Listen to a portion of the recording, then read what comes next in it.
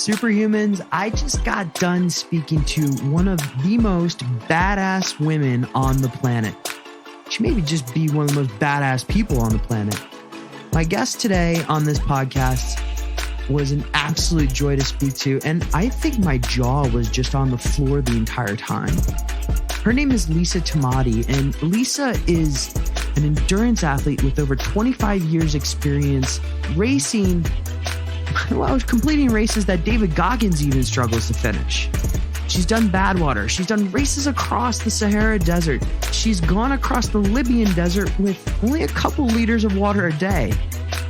Yeah, she's crazy, but she turned that craziness, that mental toughness, into really a very interesting story regarding her mother.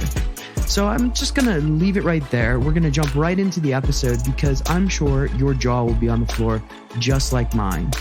The show notes for this one are decodingsuperhuman.com/Lisa. That's Lisa. Enjoy my conversation with Lisa Tamati. Lisa, the badass, welcome to the show. G'day, Boomer. Awesome to be on your show. It's such an honor. Thanks, mate. I'm really pleased. So, we were connected through a mutual friend, Roy, who does a lot of work on my show. But also, I heard your story and I was like, just shit, I need to get this woman on the show. Like, you've done so many amazing things in the endurance world. Mind just giving us a little bit of a recap here? Yeah, so, my background is in what they call ultramarathon running, which is... let's just define ultra, because I did a marathon and you know my story. It was not the most successful thing I've ever done in my life. What do you mean by ultramarathon? Oh, congratulations for starters from the discipline to do a bloody to do a marathon, because that takes a lot of dedication. So ultramarathon is basically anything over the marathon distance, which is 42 Ks in New Zealand metrics. So typically these are races from 50 kilometres, 100K, 100 milers, 200, 300, and there are even races that go across entire continents. Or races like in New York City that go 3,100 miles around a half-mile block. There's different levels of crazy and different types of races. So this is the sort of thing that I've done for a quarter of a century because I'm quite old, and I've had some amazing experiences. I've run over 70,000 Ks in that time. Done over 2,000 Ks in the Sahara. So I've done the Moroccan Sahara twice, the Tunisian, the Arabian Desert, the Libyan Desert, Niger, Jordan, Gobi Desert, Death Valley in the USA a couple of times, different parts of the let's double click on the Death Valley race, because I think I'm familiar with that one. Yeah. Which Death Valley race is it? Or is it is it Badwater? Is it? Badwater Ultramarathon, that's the one. And that is an epic race. So can you describe that race for us? Because I know somebody famous who we may or may not mention here has recently not finished that and written a book.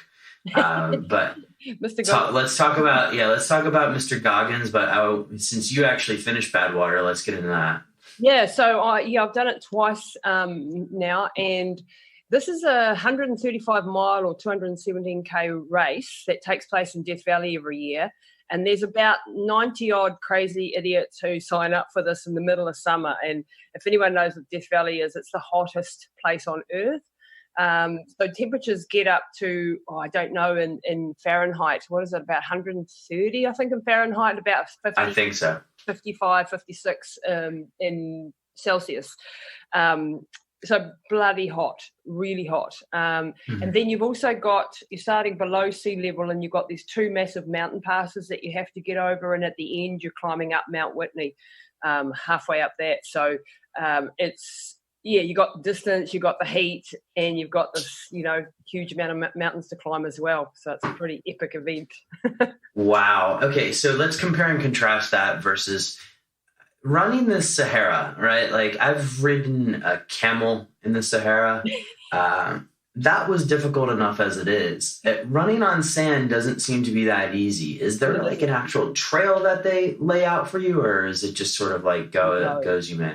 You just go. So you might be surprised at how many different types of deserts there are. The Sahara is a massive place, obviously, and there are, all sorts of, some are stony, some are sand dunes, some are, cliffs and rocks and climbing up things. And so there's everything. So it's very, very different terrain. So you typically, in the races that I've done in the Sahara, have been what they call multi-day stage races. And these are like usually 250 Ks over 7 days is your sort of average. And these ones are you self-supporting. So you're carrying everything on your backpack except your water. So you get given your water every day. And you have to have all your food with you. So you're carrying 10, 12, 14 kilos on your back while you're trying to run. And this is sand, right? And I've tried to climb dunes, much to my dismay, in places like Namibia and stuff like that. And it wasn't easy. And you're running, how long was this race?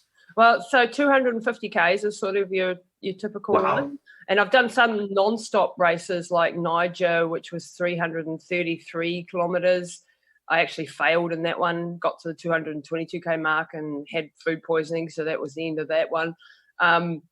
But yeah, generally you are in whatever is coming at you. So it could be foot deep sand that you're going through. It could be rocky, flat terrain. It could be climbing up mountains. You're very much exposed to extreme conditions, and it's all. And the funny thing is, like I'm not even a good runner. People have this conception that you're probably like a Paula Radcliffe or something, and I'm not. I'm so not. No genetic ability whatsoever, just a very, very stubborn mind. And with ultramarathons, it's very much about just how hard can you push, how much suffering can you take, and how much can you overcome the obstacles that come your way, and the fear, dealing with fear, and because you can be in really scary places alone. There's a whole lot of things that can happen to you, and so it's managing yourself. It's more of a survival thing, really, than racing in the normal sense of the word. So, Lisa, if you don't mind, because all of this is just so cool to me, right? Like you did Badwater twice. You didn't just do it once. You did it twice. Yeah. You raced in the Sahara. You've gone to Niger, which is a place that I've never even been to before. And you've done all these really cool things. I want to dive a little bit into what your training regimen looked like during this. And then after that, I want to talk about mindset. Yeah. But your training regimen because one of my complaints about marathon training is the amount of time that it takes. Yeah. What does your training regimen look like for something like Badwater or one of these other races? So in the beginning, when I first started out doing this, 25 years ago, I had no idea what I was doing. And so I was doing huge mileage, which was, 150, 200 Ks a week. Wow. And I didn't do anything else but run. And that was the completely wrong way to do it. It got me to the finish line when I was younger. And then I started to burn out and just blow up and having the wall and problems with my hormones. And, a whole lot of physiological problems came from that approach. And then I met my coach because, back then it was a pioneering days in the sport too. We didn't even have lights properly, There wasn't all the fancy gear that there is now. And then so about 13 years ago, I met my coach, who is now my business partner in our company, our running company. And he chopped my mileage in half. He built in strength training. He built in mobility work daily. He changed my diet. He changed the supplements that I was on. He basically revolutionized the way I was training. And I'd been really broken at that point. I was, and that was just before Death Valley. So he saved my bacon, really, because this was my most important race that I'd done. I was super excited about Death Valley. And I had the best results on that regime. So the mileage was cut in half, So typically I was only running 100 kilometers a week, 110, 120, depending on the week. And, you cycle. Which, just to give some perspective, because I know there's a significant amount of the audience that's from the U.S., 100 kilometers, a marathon is 42.5 point something, right? Yeah. So you're running multiple marathons per week. Obviously not all at once, but this is still a significant amount of mileage, right? It is, but it isn't that much, considering that you're running then 217 Ks or 135 miles in one go. You'd think that you have to, and my mindset at the beginning was that I have to do, a huge amount of mileage. So, I mean, there were weeks, and it depends on where you are in the program and the build-up. So you would start at, he would have me starting on some weeks at 60, 70 Ks, which for me at that stage was like, oh my God, I'm going to be so unfit. And actually what happened is that I actually had time to recover and my body sort of came back online and I, got better. And then building in the strength training helped my body stabilize, because I was very weak in the upper body. I had really strong legs, obviously. But when you're running, it makes your upper body very flaccid, and you don't have a strong back and your hips start to get, not so strong. And so building in that strength part of the regime was crucial. And then building in the mobility so that you had good range of motion, your good posture, so that you were more upright. I remember the first race he saw me run was a 100-miler in my local town, and I was bent over like a staple at the end of it, and he was like, oh my God, she's got no core, Yeah. And he then built that up, and I have a really strong core now. And all those things are really important pieces of the puzzle. So it's still a big time commitment, but not as big as what it used to be in my early days, where all I did was work and run. And you work full time and stuff. I was going to ask, were you working full time or was this your full time job? No, full time work. Wow. Wow. Okay. So a training regimen like this, and I've done powerlifting competitions. I've done marathons. Well, I've done a marathon and it didn't really go so well. And I've done a few things in my life, and all of them require a certain amount of discipline, but nothing to the extent of like Badwater, for instance. Let's talk about your mindset, because have you just like beaten yourself up so much that you can do anything, or how did you build this determination? I would love to just hear some insights on how that kind of grew over time. I think, I know that you're into epigenetics, and my epigenetic type is that one of my dominant hormones is adrenaline and dopamine. So I'm very much mission driven by nature, and a risk taker by nature, and someone who pushes the limits and often jumps in without any idea of what they're getting into, and then just learns to swim along the way, or learns to run along the way. I can relate to that. Yeah, so very much a dive in and see how it goes, sign up in the excitement of the moment, and then go, oh, shit, what was I thinking, So that's from a personality point of view, and I was like that since I was born, I think. I remember Mum telling me at 3, I'd just run off and dive into the water when I couldn't swim and things. It's just in my nature. Then I also grew up in a family where physical and mental toughness was a prerequisite to be accepted in the family. So I grew up with a really loving, caring, awesome, amazing mother. And my dad was also an awesome dad, but he was a hard ass. And he put a lot of pressure on us as kids to perform in sport especially. And I was first born and I wasn't a boy, so it was a major disappointment, I think. Thank goodness I had 2 younger brothers to share the load after me. But he would, if he had had it his way, I should have been like a, special forces soldier, a career woman within, 10 degrees, and I should have been, an extreme sports person as well. He's that type of bloke. And as a child, that was tough because I wanted to please my dad, as little girls do. And so I did my best, and I was very much trying to prove and want to be accepted by my dad, and I was never quite good enough. So in my childhood, I was a gymnast, and I was quite good until I got to puberty, and I, grew too tall and too athletic and too, wasn't the tiny little build you need to be for a gymnast. And so I was a major disappointment for my dad when I pulled out of that at 15, and he thought that I was about to represent my country, and I knew that I wasn't, I knew that, and that caused a hell of a lot of self-esteem problems. So as a young girl, especially in the gymnastics world, I was dealing with eating disorders and a very bad self-esteem, considered fat, by my coaches when I was not fat. I was just a healthy young girl, I've heard that in gymnastics in particular quite a bit. It's very much that in ballet. It really can be horrific if you're not built that way, And now I know I understand epigenetics. I'm not built for that. So then I tried other things and I just failed. And then I got into the running, and I had in my early 20s a boyfriend from Austria who was an extreme athlete, and I was attracted to men who were hard asses again, because that's what my dad had been, I think, when I look back in a psychological point of view with hindsight. And so he was never happy and I was never good enough, and he would push me to the absolute limits. And we spent years cycling around the world, climbing mountains, and this is where I started to learn what I was actually capable of. But there wasn't a lot of enjoyment. It was more about trying to please somebody and prove something to someone. Okay. And that relationship lasted 5 years and ended up, quite an abusive relationship. And my self-esteem was even lower than, it could possibly be. And then we were doing a crossing of the Libyan desert as a part of a 4-person expedition. So I wasn't even into ultras at this stage, but this was my first major encounter with a desert.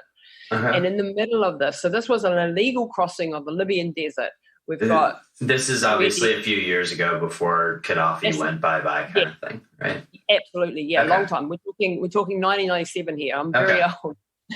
You're not very old. Come on. I'm certainly not in my head, but, apparently according to my birth date.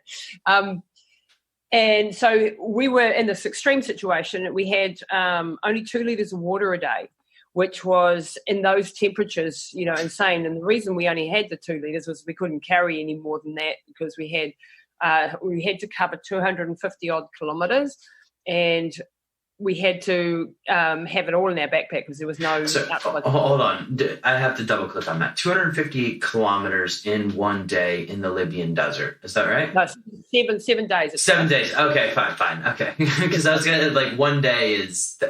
That's pretty impossible. Yeah, that would be impossible. Yeah. So 7 days, but we had to carry 35 kilo backpacks. Wow. Well, I had 35, and I only weighed about 59 kilos. So this was more than nearly 2/3 of my body weight, sort of, almost. And so I couldn't even get up off the ground without the guys putting me on my feet. And we were covering 45 kilometres a day with these backpacks and only 2 litres of water. And so we were extremely on the edge of what's possible as far as dehydration. Yeah. So is that all salt water at that point, or you have to have some other things besides just water to keep yourself hydrated, right? No, so you have electrolytes. So we had salt tablets, but that was about it back then. We didn't have anything fancier than that. We didn't understand anything about potassium and magnesium and all those sort of things. Really, we didn't. We had no idea. Wow. And in the middle of this desert, which we are all suffering dreadfully from the thirst, you can imagine, the boyfriend has a major domestic with me and leaves me and says after 4 days of being in the desert, and this has been a rocky, hard relationship, and this is the first time we've ever done anything with anyone else, and they're looking at this guy going, you can't treat her like that. And I'm starting to realise that this isn't normal. And, he was trying to do a book for the expedition, and he wanted to photograph, and he wanted me to help him. And I literally was on the edge of my capabilities. I was unable to do running around, helping him set up photos. Yeah. And so this came to a head. And on day 4, he said, right, that's it. The relationship's over. I'm leaving. You guys are too slow. I'm out of here. Wow. And he literally left me in the middle of the Libyan desert with the 2 other guys. I didn't know whether he'd survive. I didn't know whether we'd survive. We were on the edge of what was, possible. The dehydration was really starting to get to us. So, body shutting down, basically. And to be fair to him, we were in agony. And his tempers were short. So anyway, he left, and that was a real crux point in my life where I went, and that's it. I'm not taking this shit any longer. And And I realized I had to compartmentalize because I wanted to fall to pieces. I wanted to cry and be a mess, as you are when you have a breakup of a relationship. And I couldn't, because I'm in the middle of the desert. I've got to survive. And these two other guys are relying on me to, get my stuff together and get through.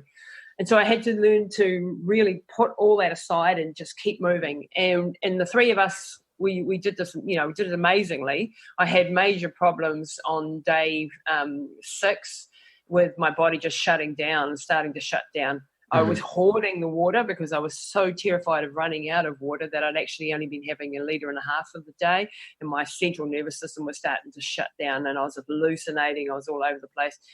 Anyway, long story short, we got to the end of that, and that changed my life, though. It took me 2 years to physically recover from it. I had massive kidney problems after that. I can imagine. And, in the aftermath of the psychological stuff to deal with.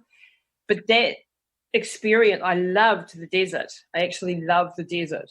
And it took me 2 years, but I was reading in a magazine about this ultramarathon in Morocco. And I thought, I could do that, because it was touted at that time as the toughest race on earth. And I was comparing it to what I'd just done in the Libyan desert.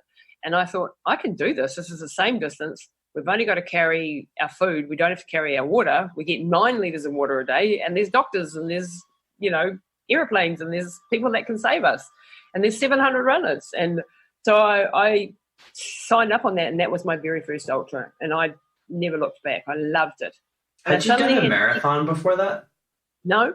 so your first race was remind me, 200 plus kilometer in the desert, Sahara Desert, which again, I've done the Sahara Desert, but on the back of a camel on the Algerian border. But this is incredible. Wow. Okay, so essentially you just pushed yourself to a breaking point and said that nothing will break you ever again. Exactly. And compared to when you push yourself outside your comfort zone and you lift your horizon of what you're capable of. Yeah. And that's the beautiful thing about this, because people often ask me, why the hell would you do that? It's obviously not a lot of fun, and it's painful, and the discipline required, and the money. It costs a lot of money to go to these events. You don't get it, you don't get paid. You have to usually search for sponsors for a year and so on. But the real value lies in what you learn about yourself and how you overcome obstacles, and the character building side of it, and the mental toughness that you get out of it. And this is where the real value. It doesn't lie in the value of running from A to B, which is some arbitrary thing that some humans come up with, It's really the journey that you go on the inside, as they say, and it really is, because you push yourself to places you can't imagine. And when you go beyond those and you're still standing, that gives you strength for life. That gives you an ability to persist and overcome things, and to try things, and to never be limited again, and especially when you do this repeatedly over and over and over again. And there are some downsides to that as well.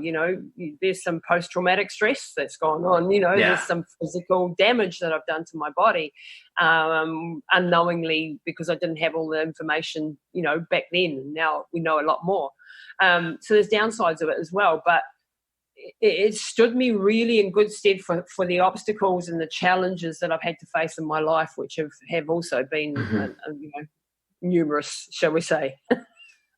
It's incredible. I want just to give a couple people takeaways on this, because if you're going to do an event, let's say you wanted to do an ultra, and after my first marathon, I said I'll never do one again. And now I'm like, maybe. If you want to do an ultra, what are 3 things people should think about first before doing an ultra? Whether it be tips you have on mindset, or just how to get themselves into a position where they can make an informed decision on whether or not they're ready. So one of the devices that both Lisa and I love is the V-Light, and she uses it for intranasal photobiomodulation with her mother. But there's also the effects, and we've had Dr. Lou Lim on the show before, of transcranial as well as intranasal photobiomodulation. I say that one 5 times fast, that I absolutely love. I use my Neuro Alpha every other night per Dr. Lim's suggestions to help me sleep better. And I must say it's extremely effective. In fact, right when I put this bike down, I'm going to go and use mine. And so if you want to give that a try, or if you want to get perhaps the Neuro Duo, which also has the Neuro Gamma effects, or one of their other devices, head on over to BeLight.com and use the code SUPERHUMAN for a nice little discount. And back to an epic discussion with Lisa Tamati. Yeah. If we start, get a good coach. Obviously, a good plug for us, because that's what we do, is our day job. But it's about having the right information and understanding that your body is capable of so much more than you are able to understand right now. And that goes for everybody. And you don't need to be a super fast. You don't need to be super talented. You just have to want to do this and be willing to go through this transformation. And when you have a bad experience, like you sound like you had a bit of a bad experience at the marathon, that's just a learning curve, Exactly. It's just like there's so many races, Boomer, where I'm not telling you where I failed, where I, absolutely bit the dust and failed miserably. And I've learned more from those ones than I actually did from the successes. And it's not just a cliche, it's real. And so having a good structure is really good, a good program. And having a holistic program that builds in your strength work and your mobility work, that works on your nutrition, your supplementation, and your mindset, not just running miles. All of these things are part of doing an ultramarathon and a marathon, in fact. So you need to have that good, and you need to be surrounded by people that are doing this. Because if you're just surrounded by, like, 99.9% of the population don't know what the hell an ultramarathon is. So you need to be surrounded by people who get this, who know the problems that come up, who can guide you through that, and it can also, because people are going to come up to you and go, what are you doing? Why are you doing this? I don't get it. No, my brothers still say to me, I'd rather poke my eyes out with needles than do what you do. I don't get it. People don't get it. And so you'll have a lot of negativity in your environment, possibly, about you doing this. And then people that believe that's not possible, I just we trained a lady recently who just did a 200 miler. Like, that's a real long way. And she's a mum of 3, and she's not a svelte running, looking elite athlete. She's a full-time position, and her daughter went to school and said, my mummy's running a 200-mile race, and the teacher told the daughter off for lying. You are lying. It's just, I would guess it's possible. I have so many questions there, including like how much time you have to dedicate per day to your training. But wow, that's crazy. Not as much as you think. Yeah. No more than you would for an Ironman, Okay. So we do it, the way we train is that it's a minimum effective dose as far as your mileage is concerned. Yep. So you don't need to be putting in junk miles, which was the old way, where you just ran and you ran and you ran. Now, like we have a lot of our programs. So let's take 100K, for example. You're running a 100K event. Most of the trainings weeks will be in the 40 to 60 kilometer range. And then a couple of strength training sessions in the gym or at home with body weight exercises, and then daily little mobility workouts. So that's 10 minutes on the foam roller or stretching or yoga or something of that nature. So that's not a huge time commitment for a pretty serious race. Yeah. But that will get you there. That won't get you there to the podium, but that will get you through the race in some good, decent shape, prepared for the actual challenge that you've got ahead. So the highest amount of kilometres you'll be doing for an event like this, my husband's doing one at the moment. We're doing for a charity run an 84K. Wow. And his biggest training run is 40K. So you don't need to go, and that's once, So it's not horrendous. It's not horrendous at all. With 10 hours a week, you can do that. You can do it. So let's talk, because the last time you and I spoke was when I was in Seoul, and I got to meet your mom, and I want to talk about that transition and how that worked. Did you go from doing all of these ultramarathons around the world to what's going on with your mom, which is I find fascinating. Yeah, so this is where these lessons that I've been talking about really come into play. So 4 years ago, my mum, who I said is the most amazing, incredible woman, had an aneurysm, which is a bleed in the brain, and subsequently a stroke as well. When this happened, they didn't think she'd survive. It was a massive, severe, hanging on for dear life situation, was in and out of a coma, 4 weeks in ICU. We had a medical blunder from the very get-go in emergency where they thought she was having a migraine and ignored it for hours on end. It took 6 hours for them to finally do a CT scan and see that blood was right throughout the brain, and it took them 18 hours because she had to be flown somewhere. So before they got her into surgery to take the blood off the brain and get a stent put in. So all of these medical blunders that happened along the way really made me hyper vigilant. When she survived that, then I was like, I'm not going to be caught short again, because I had not known what to ask for at the very beginning. Yeah. And I'm going to research the hell out of this, and I'm going to help my mum come back. So she was 3 weeks in and out of a coma, and when she was losing more and more of her brain as that time went on because of what they call vasospasms, which is when the blood and the brain don't mix, and they cause spasms and you lose different parts of the brain. When she eventually stabilized and woke up, she had basically hardly any higher function. So she was unable to move anything in a coordinated fashion. She had no spatial awareness, no ability to even sit, or she had no memory. She had a couple of words, and that was it. And she, after months in rehab, and I was just studying hard out everything I could about brain injury and brain function and how I could get her brain back on track. And the doctors were telling me, look, she's 74, she's not going to do anything again. There's no hope. There's massive brain damage. Make her comfortable. And there's one thing, I don't do comfortable, Yeah. I'm not about comfortable. I'm about overcoming and challenges. And so I had a hell of a battle on my hands in the hospital itself, where they wanted to just, put her away in a aged care facility after the rehabilitation and so on, and be done with it. And I was like, no, she's coming back. I'm getting my mum back. Mm-hmm. And I started studying now. I've done a lot of races at altitude in the Himalayas as well. Yeah.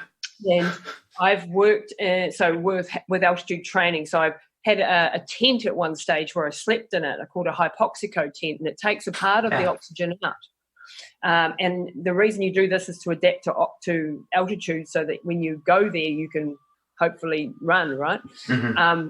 So I had one of these, and I went in this for months in the build-up to a 222K race in northern India in the Himalayas. And I went up too fast, too quickly. So it was 6,500 meters that I was sleeping at every night, which is about a third of the oxygen level that we normally have, or less than a third. And I didn't follow the instructions, which was really stupid, because I was an impatient, running out of time, got to get there quicker type of person. So what happened is I ended up with a hypoxic brain concussion. Wow. And I started to have infections also. When you don't have enough oxygen in the body, the infections start to proliferate and go, you start to have real big problems with infections. Mm-hmm. And I was seeing these things in my mum. I was seeing the infections. So he had that experience. And then I was in the hospital, and she had these infections in her mouth and other, places we won't mention. And I was thinking, this is a lack of oxygen that's going on here. Yeah. And she was sleeping 20, 21 hours a day. I think she's got sleep apnea. Mm-hmm. So the doctors wouldn't listen to me. And I brought in an outside consultant. We did a sleep apnea test, came back with severe sleep apnea. So she was stopping breathing many hundred times a night. Yeah. And this was, of course, knocking off whatever brain cells she had left and killing her. And if I hadn't picked that up, then, I think she'd be long, long gone. Yeah. So we put her on a CPAP machine. So that was my first win, if you like. Mm-hmm. And then she started to have a little weeny bit more function because she was having the oxygen. And then I thought, what else can oxygen do? And I discovered something called hyperbaric oxygen therapy. Yeah. which is used extensively around the world. Not enough, but it is an amazing therapy that hyperoxygenates the body and can be very, very beneficial for brain injury. But in my country, it's not accepted as an evidence-based therapy.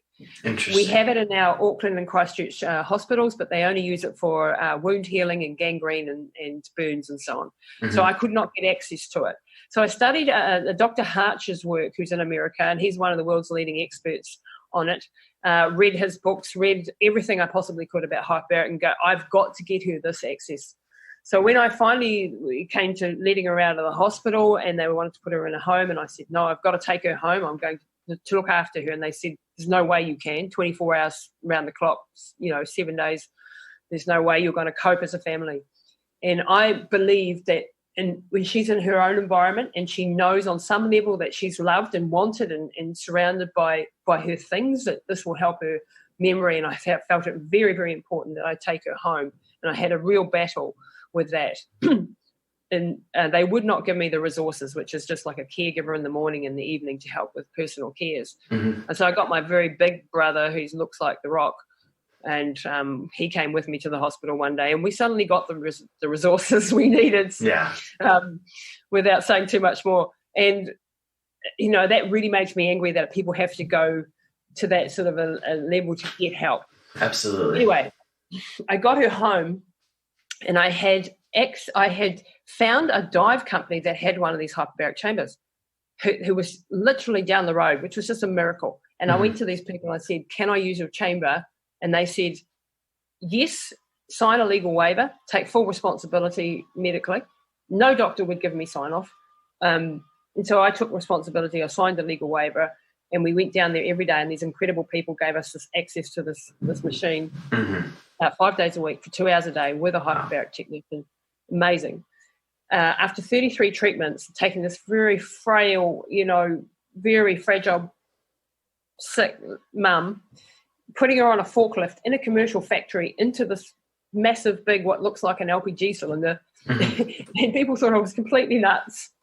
But after 33 sessions there, she started to wake up, and she started to have little bits of words, little bits of memory, and started to trying to move her arms and things like this. And I was like, oh my God, this is working. And then the chamber got taken off on a contract, and I lost access to it. So then I mortgaged the house, and I bought a chamber, and I put her through, over the next 3 years, I put her through another 250 sessions. And as she started to come back, I had more to work with. And so I developed my own protocols and my own therapies, and I had about an 8-hour program a day for the past 4 years. And it covered off everything from functional neurology to things like nootropics, a radical change in diet, physiotherapy, of course, for hours on end, speech therapy, everything that I could learn. So I just went into full research mode for 4 years, basically, and I'm still in there. And on this journey, I learned just so much about the human body. And if I hadn't had that background as an ultramarathon runner who knew that the mind and the body are capable of far more than what anybody believes. So when a doctor says to me, there is no hope, her brain is too old, it will not change, it will not, I found doctors like Dr. Norman Doidge who said neuroplasticity happens from the cradle to the grave. And I found people that told me I could, instead of listening to the ones who told me I couldn't. And I just persisted, and I had a hell of a lot of pushback from the medical community, also from my family and my friends, who were just going, why are you torturing your mother every day? Why are you putting her through? Because they couldn't see the end goal, the vision that I had.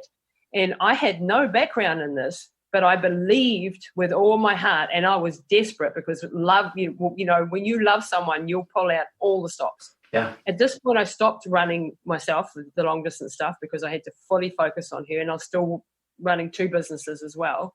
So I'd work all day with her, and I'd work all night on my businesses and burnt myself out completely, but that's another story. But now 4 years later, my mum is completely normal again. She is talks normally, reading, writing. Her intellect is completely normal. She's at pre-aneurysm levels for all her tests. She has her full driver's license, and she walks a couple of Ks a day. We go to the gym every single day. She's my walking miracle. you know, and that at the age of now 78 years old. And so this story is a culmination of bringing together the fact that we live in a time when we get access to podcasts like this.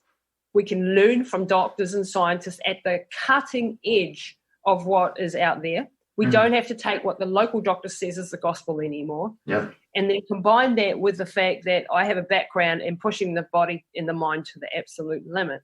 And you get a good combination. And then I also had the perfect storm, and that once my mum started to wake up as to what happened to her, which took about 9 or 10 months before she had any sort of memory or coherence or any, you know, consciousness. But when she started to wake up, she fought as hard as I did.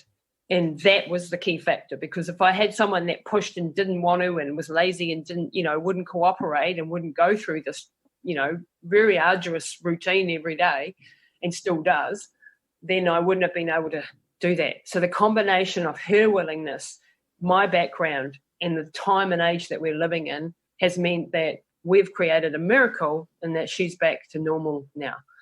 And so I've just written the book. Wow. Yeah. Let's talk about the book. When does the book come out? The book comes out in March. Okay. So March the 11th in New Zealand, and it will be available in America and places like that and overseas on Amazon. And it's called Relentless. Fitting title. Yeah. It's a cool site. But that's exactly what we needed to be, relentless.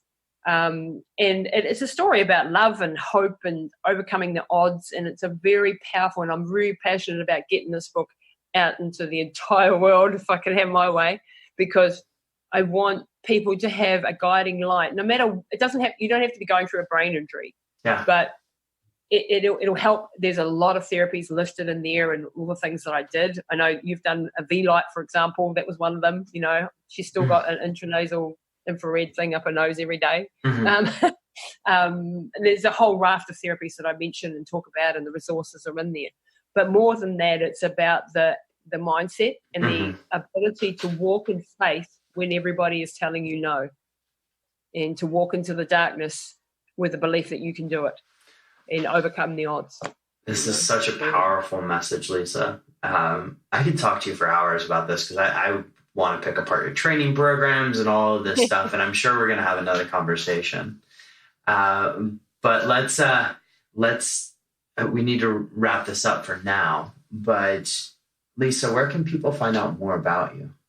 Yeah, I'd love people to reach out to me. My website is lisatamati.com. So that's just Lisa, L-I-S-A, Tamati, .com is my website. That's the best place. Or you can find me on Instagram and on Facebook. I'm very active at Lisa Tamati. And yeah, I'd love people to reach out to me if you've got any questions around all these sort of topics. If you need help with running, if you need help with brain injuries or anything like that, please, reach out to me. I'd love to help. Awesome. There's this North Pole marathon that I've been eyeing, and if I do decide to go ahead with it, I'm totally going to reach out to you. But Lisa, and I hope I actually didn't just get myself pregnant by mentioning that on the show.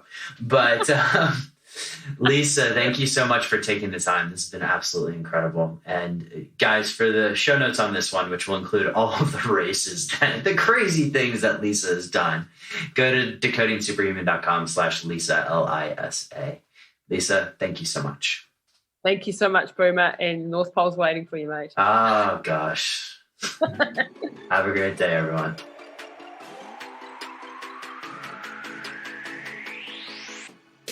Okay, hopefully I didn't get myself pregnant during that show with the idea of an ultra marathon or another endurance race, because I'm still reeling from my experience with a marathon. But Lisa just does these things for fun. It's amazing, right? And her story about her mom, how powerful. You guys are going to want to check out her book, Relentless, which we'll link to the pre-sale or the sale in the show notes. And you're going to find all the show notes at decodingsuperhuman.com/Lisa. If you enjoyed this conversation, share it with a friend, share it on all of the social networks, whether that be the Gram, Facebook, Snapchat, if you're still on it, TikTok, whatever it is. Share it, tag me, let me know that you're listening. And of course, head over to iTunes and leave us a 5-star rating. Thank you all. I appreciate you. Have an epic day and choose health.